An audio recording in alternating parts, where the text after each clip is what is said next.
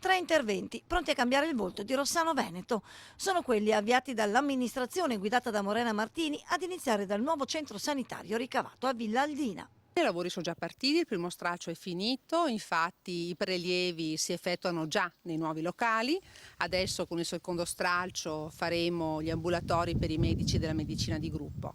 Il secondo progetto riguarda invece il recupero di Palazzo Sebellin. L'intervento prevede la sistemazione del corpo centrale e delle barchesse ad est. E diventerà la casa delle associazioni, un progetto molto importante. Abbiamo avuto un contributo sull'antisismico che ci permette anche di mettere a norma appunto tutte le barchesse. Ci sarà un ascensore esterno già approvato dalla sovrintendenza, che permetterà ai disabili che non hanno mai potuto accedere ai piani superiori del municipio di poterci accedere per la prima volta.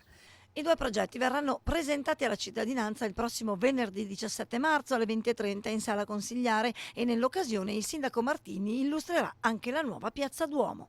La nostra idea di piazza, la nostra idea di accoglienza della comunità, nuovi spazi per la comunità, con un progetto che è aperto, nel senso che per noi è un progetto già definitivo, ma siamo ben contenti di accogliere anche altre idee, con un dialogo costante fra i tecnici della Curia e i tecnici che hanno scelto di collaborare. Già ben avviati i primi due progetti, diversa invece la situazione della piazza. Qui i tempi non sono ancora definiti. Mi piacerebbe potesse essere pronta prima della fine del mandato, ma anche se questo non dovesse succedere, comunque l'importante è che ci sia un progetto approvato con i soldi stanziati.